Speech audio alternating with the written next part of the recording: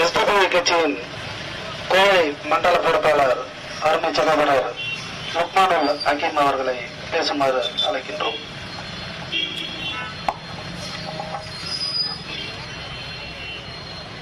தமிழக வெற்றி கழகத்தின் சார்பாக இன்றைய தினம் தமிழகம் முழுவதும் எழுச்சி மிக்க இந்த வக்ஃப் திருத்த மசோதாவிற்கு எதிராக போராட்டங்களை நடத்தி கொண்டிருக்கும் தமிழக வெற்றி கழகத்தினுடைய தலைவர் மரியாதைக்குரிய தளபதி விஜய் அவர்கள் உள்ளிட்ட அனைத்து தமிழக வெற்றி கழகத்தினுடைய நிர்வாகிகளுக்கும் ஈரோட்டில் மிக சிறப்பான முறையில் இந்த ஏற்பாடுகளை செய்திருக்கும் தமிழக வெற்றி கழகத்தினுடைய ஈரோடு மாநகர மாவட்ட செயலாளர் அன்பு தோழர் அண்ணன் பாலாஜி அவர்களுக்கும் மாவட்ட துணை செயலாளர் அன்பு தோழர் சகோதரர் ஹக்கீம் அவர்கள் உள்ளிட்ட அனைத்து தமிழக வெற்றி கழகத்தினுடைய நிர்வாகிகளுக்கும் உறுப்பினர்களுக்கும் எனக்கு முன்னால் உரையாற்றிய மனிதநேய ஜனநாயக கட்சியினுடைய மாவட்ட செயலாளர் அன்பு சகோதரர் உமர் ஃபாரூக் அவர்களுக்கும் மற்றும் இங்கு வருகை தந்திருக்கக்கூடிய அனைத்து தமிழக வெற்றி கழகத்தினுடைய நிர்வாகிகள் உறுப்பினர்களையும் இஸ்லாமிய சமூகத்தின் சார்பாகவும் நான் சார்ந்திருக்கிற எஸ்டிபிஐ கட்சியின் சார்பாகவும் புரட்சிகர வாழ்த்துக்களை தெரிவித்தவராக எனது உரையை ஆரம்பம் செய்கின்றேன். முதல் கட்டமாக 2 விஷயத்திற்கு நான் இங்கு நன்றி சொல்ல கடமைப்பட்டிருக்கின்றேன். நீங்கெல்லாம் நினைக்கலாம் இந்த வக்ஃப் திருத்த மசோதாவிற்காக நன்றி தெரிவிக்க போறேன்னு. இல்லை, முதலாவதாக நான் நன்றி தெரிவிப்பது தமிழக வெற்றி கழகம் துவங்கிய நாளில் தமிழக வெற்றி கழகத்தினுடைய தலைவர் அவர்கள் முன்வைத்த முழக்கம் மக்களாட்சி, மதச்சார்பின்மை, சமூக நீதி. சாதி, மத, பாலின, பிறப்பிடம் இவற்றை கடந்து, இவற்றில் உள்ள வேறுபாடுகளை கடந்து பிறப்புக்கும் எல்லா உயிர்க்கும் என்ற அந்த சமத்துவத்தை பேருவேன் என்று சொன்னாரு. இதுதான் தமிழக மண். இந்த ஒரே காரணத்திற்காக நாங்கள் அன்றைக்கே நம்முடைய மாநில தலைவர் அண்ணன் நெல்லை முபாரக் அவர்கள் தமிழக வெற்றி கழகத்தினுடைய துவக்க விழாவிற்கு வாழ்த்துக்களை, மாநாடு சிறப்பதற்கு வாழ்த்துக்களை தெரிவித்தார். இரண்டாவது விஷயம்,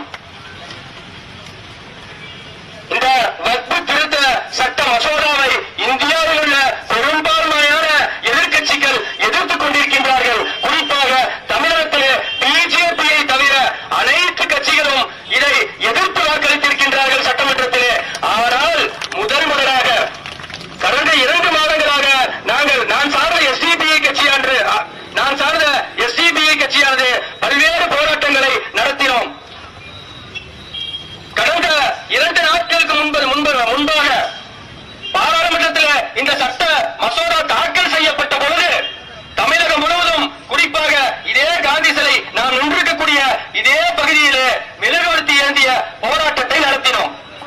நான் ஏன் இதை இங்கு சொல்கிறேன் என்று சொன்னால், குரல் கொடுப்பதற்கும் கண்டன அறிக்கைகள் விடுவதற்கும் இங்கு தமிழகத்தில் பல பேர் இருக்கின்றார்கள். ஆனால் உங்களோடு களத்தில் நாங்கள் நிற்கிறோம் என்று முதலாக போராட்டத்தை அறிவித்திருப்பது தமிழக வெற்றி கழகம் என்று நாங்கள் கடமைப்பட்டு இங்கு நன்றி செலுத்த கடமைப்பட்டிருக்கின்றோம்.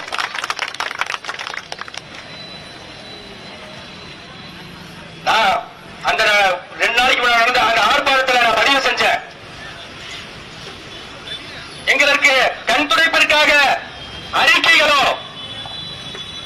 அதே நேரத்தில் ஏதோ அடையாள போராட்டங்களோ எங்களுக்கு தேவையில்லை.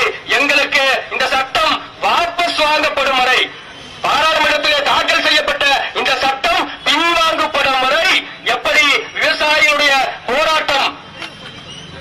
போராட்டத்தின் விளைவாக அந்த வேளாண் சட்டங்கள் பின்வாங்கப்பட்டதோ, எப்படி இஸ்லாமியர்களுடைய அந்த சிஏஏ, என்ஆர்சி குடியுரிமை சட்டம் அமல்படுத்தப்பட்ட பிறகு மாதக்கணக்கிலே தொடர் காத்திருப்பு போராட்டங்கள் சாயல்பாக்குகள் நடத்தி பின்வாங்கப்பட்டதோ அதை போன்ற ஒரு எழுச்சி மிக்க போராட்டங்களை நாங்கள் முன்னெடுப்போம்.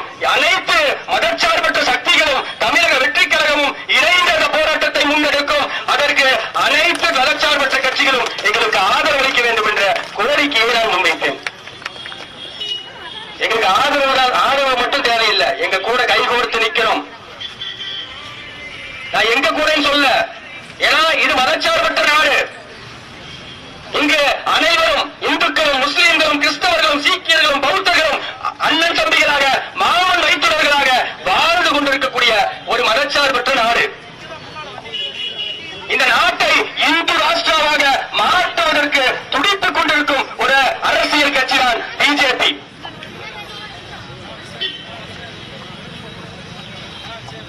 இந்த பிஜேபியானது இந்த நாட்டை மாவட்ட தலைவர் மாவட்ட செயலாளர் அண்ணன் பாலாஜி அவர்கள் சொன்னதை போல் முஸ்லீம்கள் மட்டும் அவர்களுக்கு எதிரி கிடையாது, சிறுபான்மை மக்கள் மட்டும் அவர்களுக்கு எதிரி கிடையாது. அவர்களுடைய சித்தாந்தத்தை யார் யாரெல்லாம் ஏற்க மறுக்கிறார்களோ அனைவருமே RSS எதிரிதான். நாங்கள் மோடியை எதிர்ப்பதை மட்டும் நாங்கள் விரும்பவில்லை.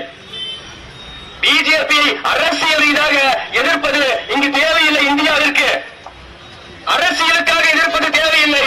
RSS சித்தாந்தத்தை எதிர்க்க வேண்டும். ஏனென்று சொன்னால் RSS சித்தாந்தம் இந்த நாட்டிலே ஒரு புற்றுநோய். வர்ணாசிரம கொள்கையின் அடிப்படையிலே, சாதிய கட்டமைப்பின் அடிப்படையிலே உயர்ந்தவன் தாழ்ந்தவன் என்று பிரித்து அவர்களை அடிமைப்படுத்தக்கூடிய ஒரு வர்ணாசிரம கொள்கையை நடைமுறைப்படுத்துவதற்காக உருவாக்கப்பட்ட ஒரு அரசியல் கட்சி தான் பிஜேபி. RSS என்ன சொல்லுதோ அதான் பிஜேபி கேட்கும். அப்ப அந்த சித்தாந்தத்தை எதிர்க்க வேண்டும். RSS என்பது இந்தியாவிலே புலையோடி போயிருக்கின்ற ஒரு புற்றுநோய். அந்த புற்றுநோயை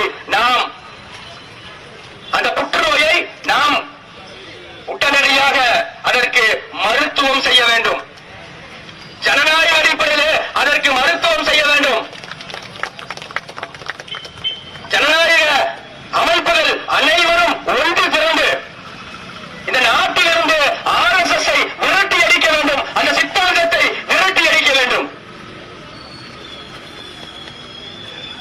இன்றைக்கு இந்த வக்ஃப் சொத்து, இந்த வக்ஃபுடைய இந்த மசோதா பல்வேறு எதிர்க்கட்சிகளுடைய எதிர்ப்புக்கு மத்தியில் இரவு 2 மணிக்கு நிறைவேறி இருக்கின்றது. வக்ஃப் மட்டுமல்ல, பல்வேறு சட்டங்கள் இன்றைக்கு சிறுபான்மை சமூகங்களுக்கு எதிராக, விவசாயிகளுக்கு எதிராக, CAA சட்டம், முத்தலாக் சட்டம், இன்னும் அடுத்தது பொது சிவில் சட்டத்தை கொண்டு வர போறோம், காமன் சிவில் கோடு. இப்படி அனைத்து மக்களையும் ஒடுக்குவதற்கான ஒரு பல்வேறு நீண்ட நெடிய திட்டங்களை நாக்பூரில் இருந்து அவர்கள் செயல்படுத்திக் கொண்டிருக்கின்றார்கள். நிச்சயமாக அந்த நாக்பூர் கனவு கோட்டையை இந்திய மக்கள் அனைவரும் ஒன்றிணைந்து ஒரு நாள் அந்த நாக்பூர் கனவு கோட்டையை தகர்த்தெறிவோம். இது நிச்சயம். ஏனென்று சொன்னால் இது மதச்சார்பற்ற நாடு. இந்தியர்களை நீண்ட நாள் யாரும் அடக்கி ஆள முடியாது என்பதற்கு உதாரணம் சுதந்திர போராட்டம். இந்துக்களும் முஸ்லிம்களும் கிறிஸ்தவர்களும் எல்லா சமூக மக்களும் ஒருங்கிணைந்து ஒரு குடையின் கீழ் நின்று, அது நேதாஜியினுடைய INA படையாகட்டும், காந்தியினுடைய அகிம்சை வழியாகட்டும், பல்வேறு சுதந்திர போராட்ட தியாகிகளுடைய அவர்களோடு அணிவகுத்து இந்த சுதந்திரத்திற்காக பாடுபட்டார்கள். எப்படி இந்த நாட்டில் இருக்கக்கூடிய மக்கள் அனைவரும் ஒன்றிணைந்து சம உரிமை, சமநீதி என்ற அடிப்படையில் வாழ வேண்டும் என்று நமக்கு சுதந்திரத்தை பெற்றுக் கொடுத்தார்களோ அந்த சுதந்திரத்தை பறிக்கக்கூடிய ஒரு பணியைத்தான் இன்றைக்கு இந்த ஒன்றிய பாஜக அரசாங்கம் செய்து கொண்டிருக்கின்றது. தேவைப்பட்டால் நாங்கள் மீண்டும் ஒரு சுதந்திர போராட்டத்தை துவங்குவதற்கு தயாராக இருக்கிறோம். அப்படிப்பட்ட போராட்டத்திலே அனைத்து மதச்சார்பற்ற சக்திகளும் இறுதி வரை இஸ்லாமியர்களுக்காக மட்டுமல்ல, அது எந்த சமூகம் பாதிக்கப்பட்டாலும், அது இந்துக்கள் பாதிக்கப்பட்டாலும், கிறிஸ்தவர்கள் பாதிக்கப்பட்டாலும், சீக்கியர்கள் பாதிக்கப்பட்டாலும், ஏன் பிராமணர்கள் பாதிக்கப்பட்டாலும் கூட அவர்களுக்காக குரல் கொடுக்கக்கூடிய ஒரு பணியை அனைத்து மதச்சார்பற்ற சக்திகளும் செய்ய வேண்டும் என்று கூறி மிக சிறப்பான முறையில இந்த ஆர்ப்பாட்டத்தை ஏற்பாடு செய்திருக்கக்கூடிய தமிழக வெற்றிக் கழகத்தினுடைய தலைமைக்கும் அதே போல ஈரோடு மாவட்ட